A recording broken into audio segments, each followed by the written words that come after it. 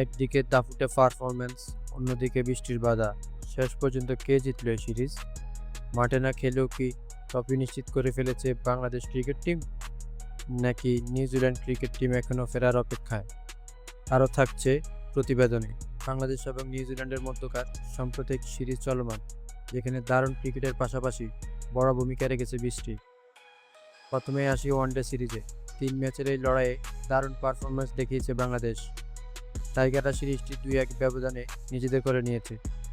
পুরো সিরিজ জুড়েই ছিল তাদের নিয়ন্ত্রিত ব্যাটিং এবং কার্যকর বোলিং।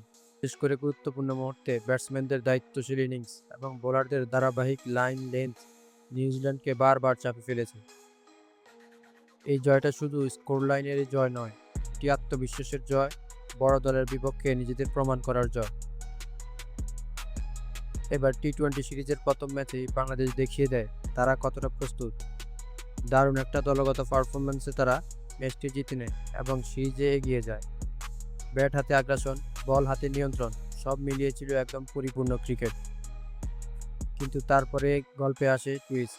দ্বিতীয় ম্যাচটি বৃষ্টির কারণে পরিত্যক্ত হয়, আর এখন পরিস্থিতি বলছে তৃতীয় ম্যাচটিও হয়তো বৃষ্টির কারণে মাঠে গড়াবে না। ক্রিকেটে বৃষ্টি মানে অনিশ্চয়তা। অনেক সময় এটি ম্যাচের গতি বদলে দেয়, আবার কখনো পুরো সিরিজের উত্তেজনাই কমিয়ে দেয়। এই সিরিজটাও ঠিক সেটাই হয়েছে। তবে একটি বিষয় পরিষ্কার, বাংলাদেশ এই সিরিজে নিজেদের আধিপত্য দেখিয়েছে। ওয়ানডে সিরিজে জয়, টি-20তে এগিয়ে থাকা, সব মিলিয়ে টাইগাররাই ছিল নিয়ন্ত্রণে। এখন প্রশ্ন, যদি শেষ ম্যাচটিও নাও হয়, তাহলে কি বাংলাদেশকেই ধরা হবে এই সিরিজের আসল বিজয়ী? আপনার কি মনে হয়? কমেন্টে জানান। আর এমন স্পোর্টস আপডেট পেতে আমাদের সাথেই থাকুন। ধন্যবাদ।